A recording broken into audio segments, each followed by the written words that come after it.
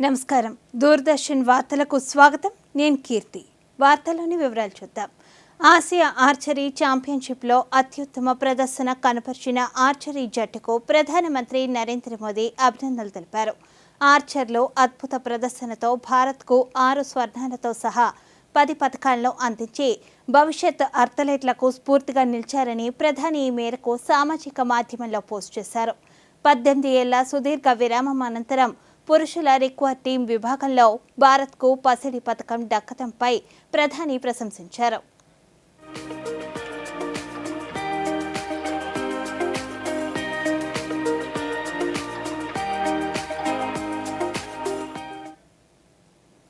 భారత రాష్ట్రపతి ద్రౌపది ముర్ము ప్రధానమంత్రి నరేంద్ర మోదీతో అరవింద్ పనగారియా నేతృత్వంలో 16వ ఆర్థిక సంఘం సభ్యులు ఈరోజు వేర్వేరుగా సమావేశమయ్యారు. ఈ సందర్భంగా ఈ బృందం నూతన ఆర్థిక సంఘం 2026 ఏప్రిల్ 1 నుంచి 2031 కాలానికి సంబంధించిన 5 ఏళ్ల నివేదికను రాష్ట్రపతికి అధికారికంగా నివేదించింది. ఈ నివేదికలో కేంద్ర రాష్ట్రాల మధ్య పన్నుల పంపకం, రెవెన్యూ వాటా, నిధుల పంపిణీ తదితర అంశాలపై ఆర్థిక సంఘం కీలక సిఫార్సులు చేసింది.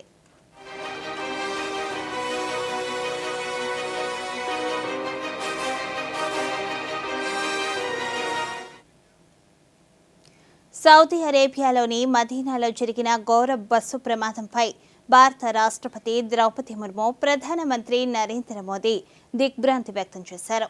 ఈ ప్రమాదంలో భారతీయులు ప్రాణాలు కోల్పోవడం బాధాకరమని, గాయపడిన వారు త్వరగా కోలుకోవాలని ప్రార్థిస్తున్నట్లు రాష్ట్రపతి ప్రధానమంత్రి సామాజిక మాధ్యమం వేదికగా పేర్కొన్నారు. మృతుల కుటుంబాలకు ప్రగాఢ సానుభూతి తెలిపారు.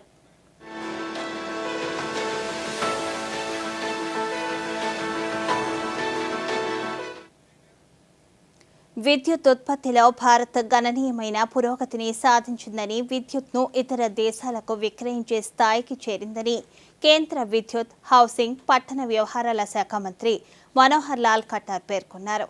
ఉమ్మడి కర్నూలు జిల్లా ఆత్మకూరు మండలం పిన్నాపురంలోని గ్రీన్ కో పవర్ ప్రాజెక్టును ఆయన ఈరోజు సందర్శించారు. అనంతరం కేంద్ర మంత్రి మీడియాతో మాట్లాడుతూ రానున్న రోజుల్లో పిన్నాపురం గ్రీన్ కో ప్రాజెక్టు నుంచి వివిధ ప్రాంతాలకు విద్యుత్ సరఫరా చేయవచ్చునని తెలిపారు. పవర్ స్టోరేజ్ కోసం గ్రీన్ కో ప్రాజెక్టు వాడే టెక్నాలజీ అద్భుతమని ప్రశంసించారు. आज हमारे जो विषय में PSP that is storage project, उस नाते से हमने सब विचार किया है. सबसे पहले तो पिनापुरम ग्रीन को कंपनी ने जो ये प्रोजेक्ट स्थापित किया है, इस प्रोजेक्ट को हमने देखा है. बहुत ही एक सुंदर व्यवस्था यहाँ हमको मिली है. मैं इस कंपनी का भी धन्यवाद करता हूँ कि इन्होंने हमारी कंसल्टेशन कमेटी को यहाँ अरेंज किया और अच्छी व्यवस्थाएं यहाँ करके दिखाई हैं. विशेष तौर पर पावर की जनरेशन जैसा सोलर पावर, विंड पावर ये बढ़ रही है. విశాఖ సిఐఐ భాగస్వామ్య సదస్సు విజయవంతమైందని కేంద్ర ఉక్కు, భారీ పరిశ్రమల శాఖ సహాయ మంత్రి భూపతిరాజు శ్రీనివాసవర్మ తెలిపారు. 613 ఎంఓయూల ఒప్పందాల ద్వారా రాష్ట్రానికి 13,25,000 కోట్ల పెట్టుబడులు రానున్నాయని ఆయన పేర్కొన్నారు. పశ్చిమ గోదావరి జిల్లా భీమవరంలో ఈరోజు కేంద్ర మంత్రి మీడియాతో మాట్లాడుతూ ఈ పెట్టుబడుల ద్వారా 16 లక్షలకు పైగా యువతకు ఉద్యోగ అవకాశాలు లభిస్తాయన్నారు.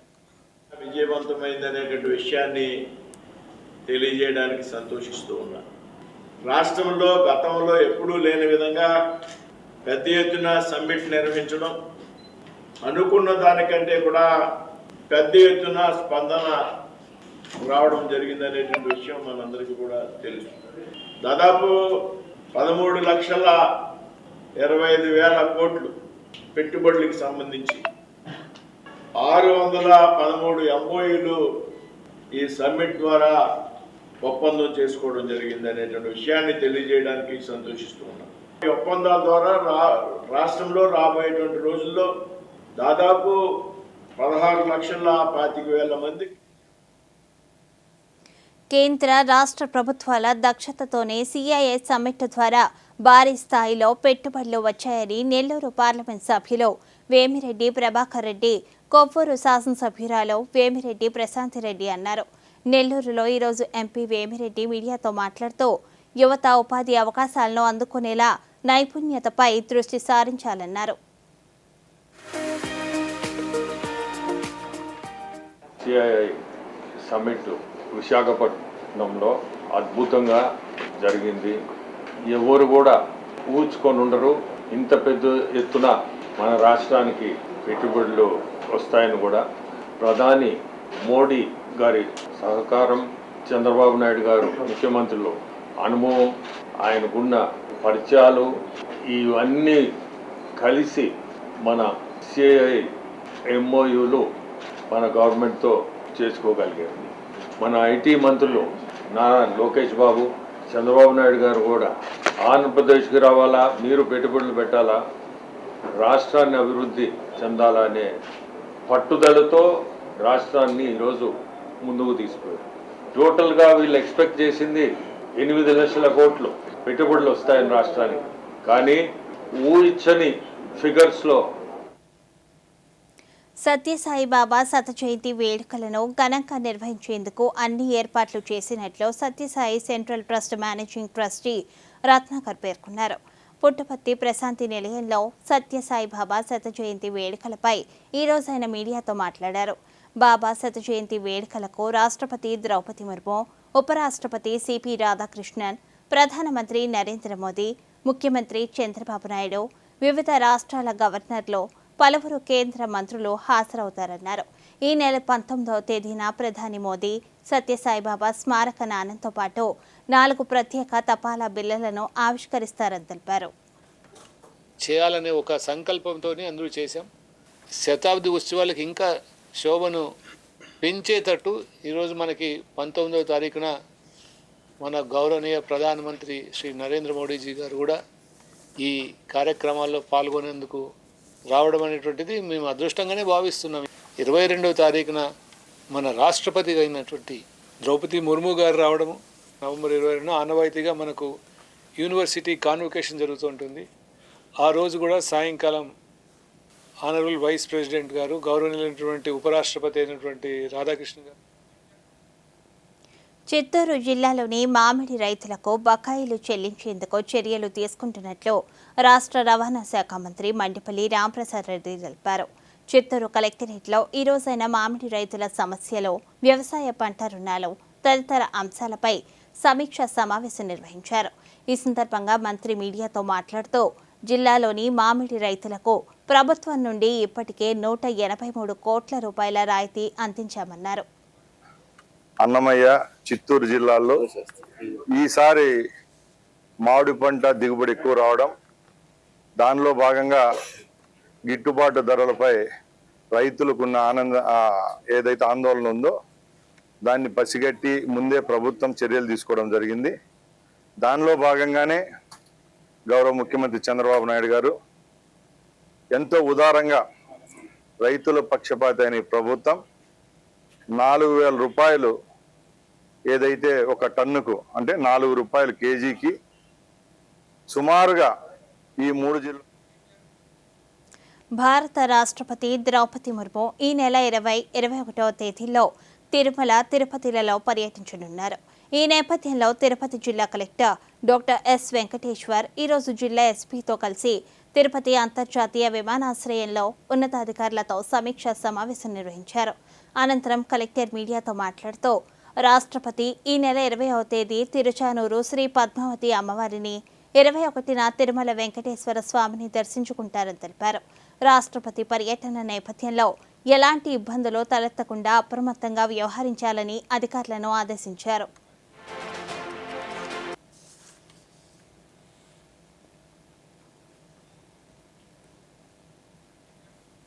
తిరుపతి జిల్లాలోని తిరుచానూరు శ్రీ పద్మావతి అమ్మవారి కార్తీక బ్రహ్మోత్సవాలకు రాష్ట్ర ప్రభుత్వం తరపున దేవాదాయ శాఖ మంత్రి ఆనం రామనారాయణ రెడ్డి ఈరోజు పట్టు వస్త్రాలు సమర్పించారు. సారెను ఊరేగింపుగా ఆలయానికి తీసుకువచ్చి వేద పండితులకు అందజేశారు. ప్రతి ఏటా తిరుచానూరు బ్రహ్మోత్సవాలకు ప్రభుత్వం తరపున పట్టు వస్త్రాలను సమర్పించడం ఆనవాయితీగా వస్తుంది. రాష్ట్రాన్ని ఆధ్యాత్మిక ఆంధ్రప్రదేశ్గా తీర్చిదిద్దేందుకు రాష్ట్ర ప్రభుత్వం కృషి చేస్తుందని మంత్రి పేర్కొన్నారు. ముఖ్యంగా ఈరోజు కార్తీక సోమవారం చివరి సోమవారం ఇది. ఈ కార్తీక మాసంలో అనేక ఆలయాల్లో వాళ్ళ దేదీప్యమానంగా కార్తీక దీపాలు వెలిగించడం జరిగింది. ఈ కార్తీక దీపాల వెలుగులో ఆంధ్రప్రదేశ్ రాష్ట్రం వెలుగులీనుతుంది అనేటువంటి దానిలో ఇవాళ అందరం కూడా. రాష్ట్ర ఎస్టీ కమిషన్ నూతన చైర్మన్గా సోళ్ల బుజ్జిరెడ్డి, కమిషన్ సభ్యులుగా G Sunitha, K Lakshmi, K Sairam, K Malleswara Rao, Venkatappa ఈరోజు బాధ్యతలు స్వీకరించారు.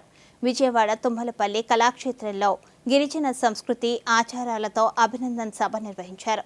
ఈ కార్యక్రమంలో రాష్ట్ర వైద్య ఆరోగ్య కుటుంబ సంక్షేమ శాఖ మంత్రి సత్యకుమార్ యాదవ్, రాష్ట్ర శాసన మండలి సభ్యులు Somu Veerraju, SC commission chairman KS Jawahar తదితరులు పాల్గొన్నారు. ఈ సందర్భంగా ఆకాశవాణి, దూరదర్శన్ కేంద్రాల ఎస్సీ ఎస్టీ ఉద్యోగుల అసోసియేషన్ అధ్యక్షులు కారం వెంకటేశ్వరరావు సోళ్ల బుజ్జిరెడ్డికి అభినందనలు తెలిపారు. ఈ సందర్భంగా మంత్రి సత్యకుమార్ యాదవ్ మాట్లాడుతూ షెడ్యూల్ కులాలు, తెగలను, వెనుకబడిన తరగతుల వారిని కాపాడుకోవాల్సిన బాధ్యత ఎస్సీ ఎస్టీ బీసీ కమిషన్లపై ఉందన్నారు. తరతరాలుగా జరుగుతున్న దోపిడీకి సమాజంలో ఉంటున్న సోదరులు బలి కాకుండా కాపాడుకునే ప్రయత్నం చైర్మన్ గారి దగ్గర నుంచి సభ్యులందరూ చేస్తారు. డిజిటల్ అరెస్టు నేరాలను నివారించేందుకు ప్రజల్లో అవగాహన కల్పించేందుకు సైబర్ సురక్ష పేరుతో నెల రోజుల పాటు వినూత్నంగా కార్యక్రమాలు చేపట్టినట్లు విజయవాడ నగర పోలీస్ కమిషనర్ రాజశేఖర్ బాబు తెలిపారు. విజయవాడలో ఈరోజు పోలీస్ కమిషనర్ కార్యాలయంలో సైబర్ నేరాలు, డిజిటల్ అరెస్టులు తీసుకోవాల్సిన జాగ్రత్తలపై ప్రజలకు అవగాహన కల్పించేలా సిబ్బందికి దిశానిర్దేశం చేశారు. సైబర్ సురక్ష స్లోగన్ను ప్రజల్లోకి విస్తృతంగా తీసుకువెళ్లి సైబర్ నేరగాళ్ల ఆట కట్టిస్తామని ఎస్పీ రాజశేఖర్ బాబు స్పష్టం చేశారు. సైబర్ చట్టాలపై తర్ఫీదు పొందిన 227 మంది సిబ్బంది ఎన్టీఆర్ జిల్లా వ్యాప్తంగా సైబర్ నేరాలు, డిజిటల్ అరెస్టులపై అవగాహన కల్పిస్తారన్నారు. మాదక ద్రవ్యాల నియంత్రణకు ప్రతి కళాశాలలోనూ ఈగల్ క్లబ్లను ఏర్పాటు చేసినట్లు గుంటూరు జిల్లా ఎస్పీ వకుల్ జిందాల్ తెలిపారు. ఎవరైనా డ్రగ్స్ తీసుకుంటున్నట్లు అనుమానం కలిగితే వారికి డీ అడిక్షన్ చికిత్స అందిస్తున్నామని తెలిపారు. గుంటూరు నగర పరిధిలో ఈరోజు 17 గ్రాముల MDMA డ్రగ్ను సీజ్ చేసిన సందర్భంగా ఎస్పీ మీడియాతో మాట్లాడుతూ నిందితులపై చట్టపరంగా చర్యలు తీసుకుంటామన్నారు. 17 గ్రామ్స్ MDMA సీజ్ చేయడం జరిగింది. సో మనకి వచ్చిన క్రెడిబుల్ ఇన్ఫర్మేషన్ పరంగా అన్నపూర్ణ కాంప్లెక్స్ బూదంపాడు బైపాస్ దగ్గర ఒక ప్లేస్లో రేడ్ చేస్తే అక్కడ 6 ముద్దాయిలు మనకి 17 గ్రామ్స్ MDMA డ్రగ్తో, సింథటిక్ డ్రగ్తో దొరికారు. ఈ 17 గ్రామ్స్ MDMA ఏదైతే ఉందో వాళ్ళు బెంగళూరు నుంచి తేవడం జరిగింది. సో బెంగళూరు నుంచి తెచ్చి వాళ్ళు లోకల్గా ఇక్కడ ఎవరైతే కొంతమంది అమ్మేవారు ఉన్నారు, కొంతమంది సొంతంగా కూడా అలవాటు ఉన్న వాళ్ళు ఉన్నారు, వాళ్ళకి అమ్మే ప్రయత్నంలో మనం వాళ్ళని పట్టుకోవడం జరిగింది. 2-3 కేసులు అవుతాయో. భారతదేశ స్వాతంత్ర సంగ్రామంలో అత్యంత ప్రసిద్ధి చెందిన సమర యోధులలో ఒకరు లాలా లజపత్ రాయ్. జాతీయవాద భావజాలం, ఉత్సాహపూరితమైన దేశభక్తి అతనికి పంజాబ్ కేసరి, పంజాబ్ సింహం అనే బిరుదులను సంపాదించి పెట్టాయి. లాలా లజపత్ రాయ్ భారతదేశంలోని స్వదేశీ ఉద్యమాన్ని సమర్థించిన ప్రసిద్ధ రాడికల్ త్రయం లాల్, బాల్, పాల్లో ఒకరు. రాయ్ విదేశాల నుంచి దిగుమతి చేసుకున్న అన్ని వస్తువులను బహిష్కరించారు. భారతదేశం తయారు చేసిన వస్తువులను ఉపయోగించారు. అందులో భాగంగానే పంజాబ్ నేషనల్ బ్యాంక్ను రాయ్ ప్రారంభించారు. ఈ రోజు లాలా లజపత్ రాయ్ వర్ధంతి సందర్భంగా ఆయన సేవలను స్మరించుకుంటూ నివాళులర్పించారు.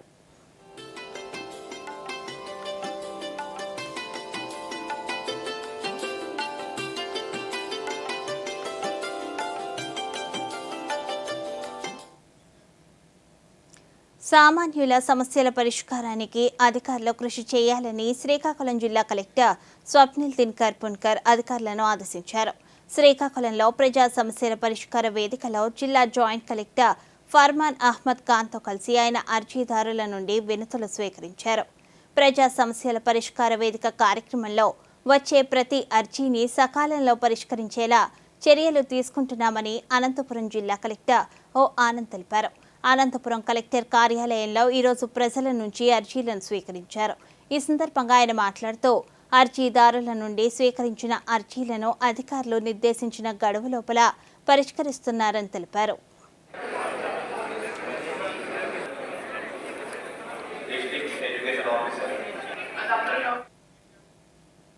వార్తల్లో చిన్న విరామం. సర్దుబాటు అయింది. దేనికి? చిన్ని ఫీజుకి. చూపించు. 20,000 రూపాయల లోన్ వెంటనే ఎవరిస్తున్నారో తెలుసా? ఎంత వడ్డీనో తెలుసా? లోన్ నియంత్రిత సంస్థల నుండే తీసుకోవాలి. అవసరం ఎంతో అంతే తీసుకోవాలి. అది కూడా బాగా తెలుసుకొని. సర్దుబాటయింది. జీతం అడ్వాన్స్గా పంపాను. ఆర్బీఐ చెబుతుంది, సరైన ఆర్థిక వ్యవహారమే మిమ్మల్ని కాపాడుతుంది. వార్తలకు తిరిగి స్వాగతం.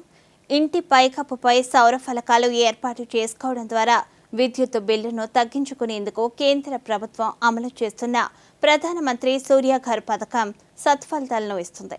దేశవ్యాప్తంగా 1 కోటి మంది ప్రజలకు సౌర విద్యుత్ ఏర్పాటుకు రాయితీ ఇవ్వాలని నిర్ణయించిన కేంద్రం ఒక్కో ఇంటిపై గరిష్టంగా 3 కిలోవాట్లకు 78,000 చొప్పున రాయితీ ఇస్తుంది.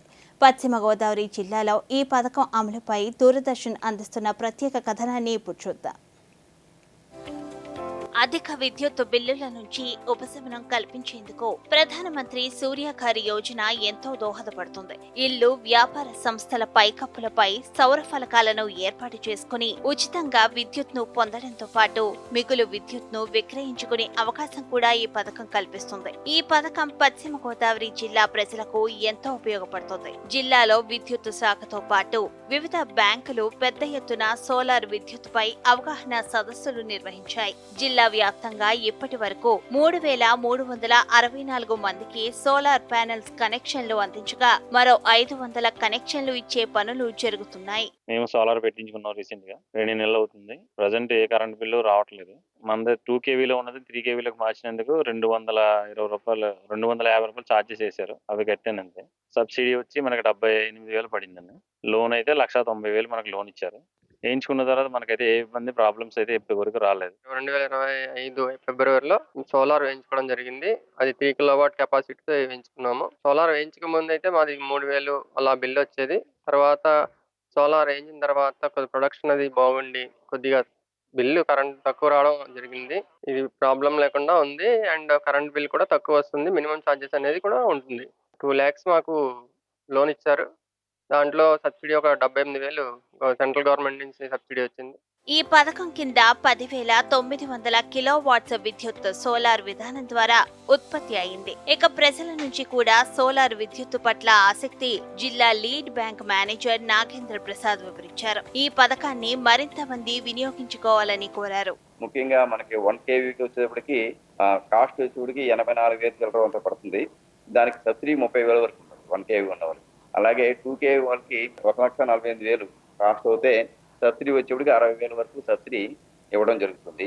అలాగే 3 kV వాళ్ళకైతే కాస్ట్ వచ్చి 2,12,400 వరకు అవుతుంది. దానికి సబ్సిడీ 78,000. విజయవాడ ఇంద్రకీలాద్రిపై శ్రీ దుర్గా మల్లేశ్వర స్వామివార్ల దేవస్థానంలో భవానీ దీక్షల విరమణ నేపథ్యంలో డిసెంబర్ 4న జరిగే కలశజ్యోతి ఊరేగింపును విజయవంతం చేయాలని ఆలయ కార్యనిర్వహణ అధికారి సీనా నాయక్ కోరారు. ఇందుకు సంబంధించిన ఏర్పాట్లపై ఈరోజు ఆలయ ధర్మకర్తల మండలి చైర్మన్ బొర్రా రాధాకృష్ణతో కలిసి సమీక్ష సమావేశం నిర్వహించారు. దీక్షల విరమణ సందర్భంగా భక్తులకు ఎటువంటి ఇబ్బంది లేకుండా చర్యలు తీసుకోవాలని ఆదేశించారు. ఈ ఏడాది దీక్ష విరమణకు వచ్చే భక్తుల సంఖ్య పెరిగే అవకాశం ఉన్నందున అప్రమత్తంగా ఉండాలని సూచించారు.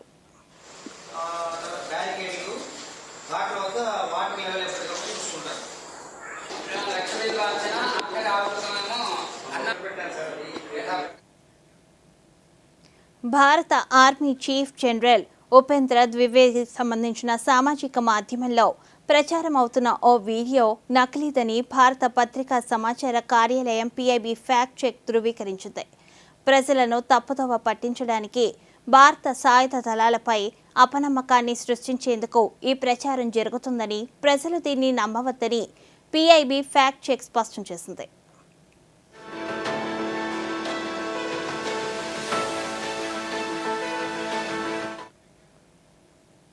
దేశంలోని ప్రభుత్వ రంగ చమురు సంస్థలో మొట్టమొదటిసారిగా అమెరికా నుండి ఎల్పీజీ దిగుమతి చేసుకోవడానికి 1 సంవత్సరం పాటు ఒప్పందాన్ని కుదుర్చుకున్నాయని కేంద్ర పెట్రోలియం, సహజ వాయువుల శాఖ మంత్రి హర్దీప్ సింగ్ పూరి తెలిపారు. యునైటెడ్ స్టేట్స్ గల్ఫ్ కోస్ట్ నుంచి ఎల్పీజీని దిగుమతి చేసుకునేందుకు కుదిరిన ఈ ఒప్పందం భారత ఎల్పీజీ మార్కెట్లో కుదిరిన మొట్టమొదటి నిర్మాణాత్మక ఒప్పందమని సామాజిక మాధ్యమంలో కేంద్ర మంత్రి పేర్కొన్నారు. గత ఏడాది అంతర్జాతీయ ధరలో 60% పైగా పెరిగినప్పటికీ ప్రధాని నరేంద్ర మోదీ చొరవతో ఉజ్వల యోజన లబ్ధిదారులకు ఎల్పీజీ సిలిండర్ ₹500 నుండి ₹550 లోపు మాత్రమే లభిస్తుందన్నారు.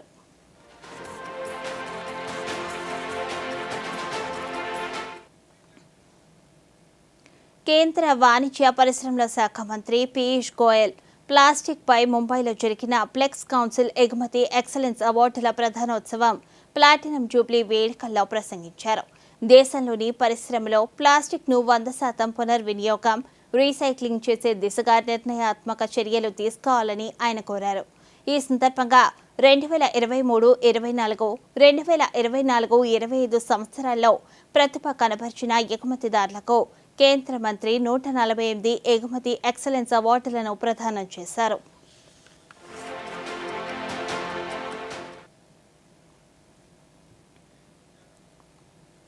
ఢిల్లీ పేలుడు కేసుకు సంబంధించి నిందితుడు అమీర్ రషీద్ ఆలీని 10 రోజుల కస్టడీకి అప్పగించడానికి ఢిల్లీ కోర్టు జాతీయ దర్యాప్తు సంస్థ ఎన్ఐఏకు అనుమతి ఇచ్చింది.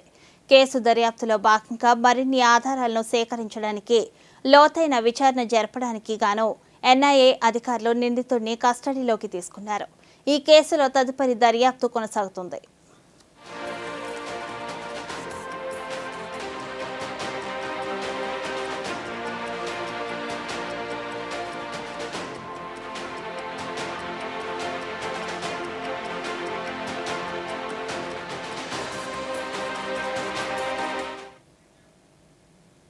ఆత్మనిర్భర్ భారత్ లక్ష్యంలో భాగంగా ఏరోస్పేస్ రంగంలో భారత్ విదేశీ ఇంజిన్లపై ఆధారపడటాన్ని తగ్గించుకునే దిశగా ముందడుగు వేస్తుంది. సొంతంగా జెట్ ఇంజిన్లను తయారు చేయాలనే లక్ష్యం వైపు భారత్ వేగంగా పయనిస్తుంది.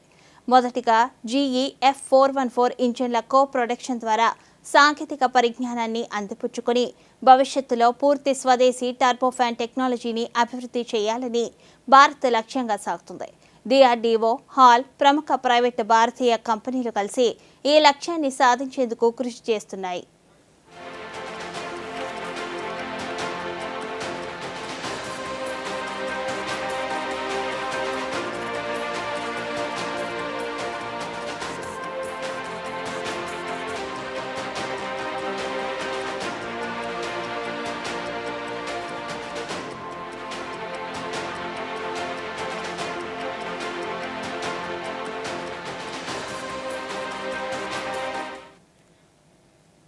దుబాయ్ వరల్డ్ సెంటర్లో 19వ దుబాయ్ ఎయిర్ షో అట్టహాసంగా ప్రారంభమైంది. దుబాయ్ ఉపాధ్యక్షుడు Sheikh Mohammed bin Rashid Al Maktoum ఆధ్వర్యంలో ఈ ప్రదర్శన ప్రారంభమైంది. ఈ అంతర్జాతీయ వేదికపై భారత్ తనదైన ముద్ర వేసింది. రక్షణ శాఖ సహాయ మంత్రి సంజయ్ సేత్ భారత ప్రతినిధి బృందానికి నాయకత్వం వహించారు. ఈ ఏడాది ఎడిషన్లో 115 దేశాల నుండి 1500 కంటే ఎక్కువ మంది ప్రదర్శనకారులు పాల్గొన్నారు. అలాగే ప్రదర్శనలో విన్యాసాల కోసం 200కు పైగా విమానాలు ప్రదర్శించనున్నారు. ఈ వేదిక ద్వారా గ్లోబల్ వేదికపై భారత్కు పెరుగుతున్న ఏరోస్పేస్ రక్షణ సామర్థ్యాలు ప్రపంచానికి చాటి చెప్పనున్నారు.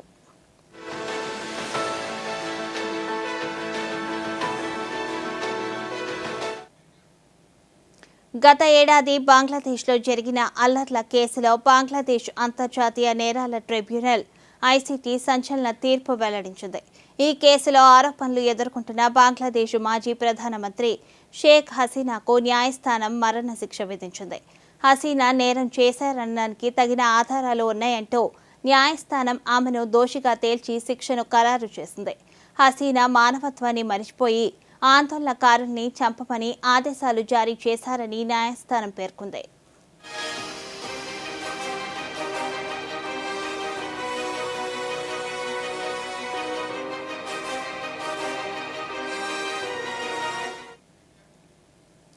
ఒలింపిక్స్ రజత పతక విజేత వెయిట్ లిఫ్టర్ మీరాబాయి చానును ఢిల్లీ స్పోర్ట్స్ జర్నలిస్ట్ అసోసియేషన్ వార్షిక అవార్డుల కార్యక్రమంలో అభినందించారు.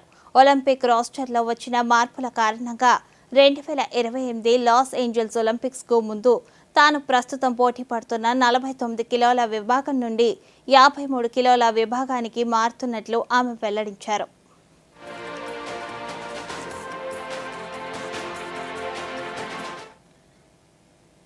దేశీయ స్టాక్ మార్కెట్ సూచీలు ఈ వారాన్ని లాభాలతో ప్రారంభించాయి. ఈ క్రమంలోనే నిఫ్టీ మళ్లీ 26,000 మార్కు దాటింది. ఉదయం 84,700 వద్ద లాభాల్లో ప్రారంభమైన సెన్సెక్స్ రోజంతా లాభాల్లోనే కదలాడింది. చివరకు 388 పాయింట్లు లాభపడి 84,950 వద్ద స్థిరపడింది.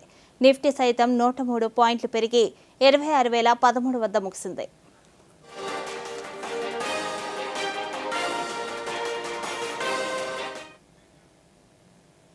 కేంద్ర ప్రభుత్వం ప్రజల సంక్షేమానికి అనేక పథకాలు అమలు చేస్తుంది. రైతులు, యువత, మహిళలు ఇలా అన్ని వర్గాలకు మేలు చేసేలా పలు సంక్షేమ పథకాలు తీసుకువచ్చింది. ఈ క్రమంలో ఆత్మనిర్భర్ భారత్ రోజ్గార్ యోజన యువతకు ఉపాధి మార్గాలను చేరువ చేసింది. ఈ పథకం కింద లబ్ధి పొంది కర్ణాటకలో సేంద్రియ వ్యవసాయం చేస్తున్న నందీష్ అనే రైతు విజయగాథపై దూరదర్శన్ అందిస్తున్న కథనాన్ని ఇప్పుడు చూద్దాం.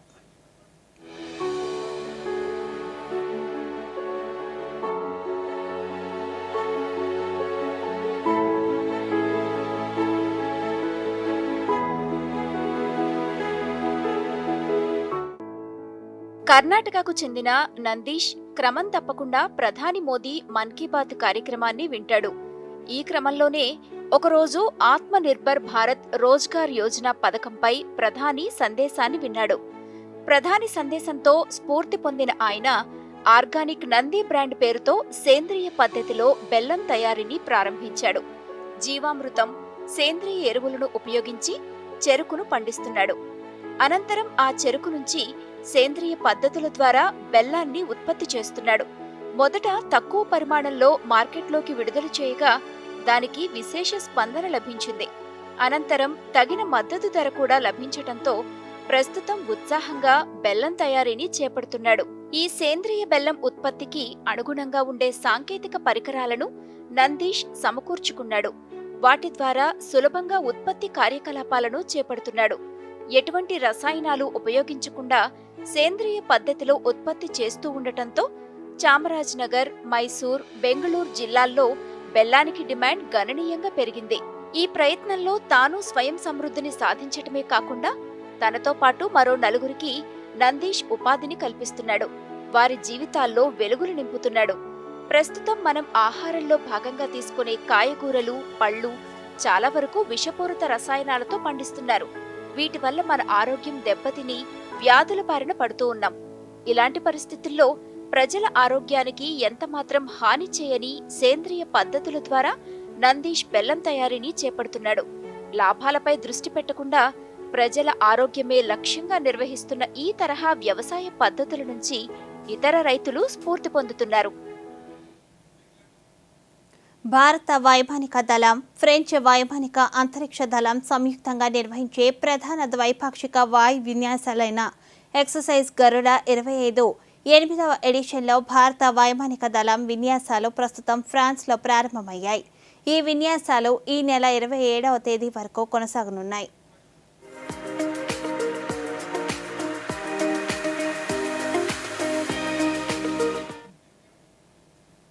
టోక్యోలో జరుగుతున్న డెఫ్లింపిక్స్ 2025లో భారత షూటర్లు అద్భుత ప్రదర్శనతో మెరిశారు.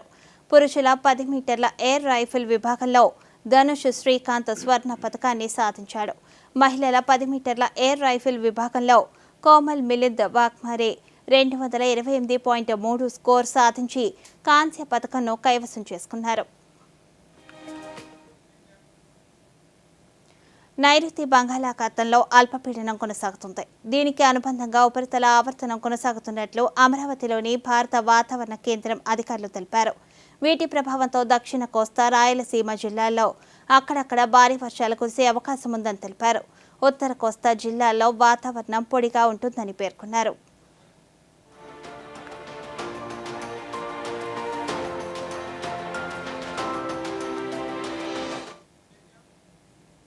ఇప్పుడు ముఖ్యాంశాలు.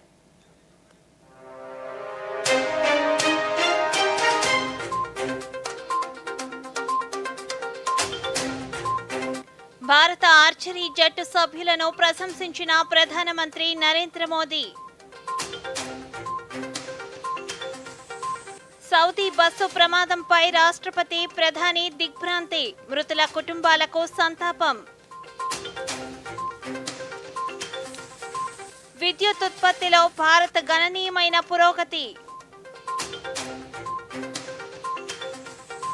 నైరుతి బంగాళాఖాతంలో కొనసాగుతున్న అల్పపీడన ద్రోణి.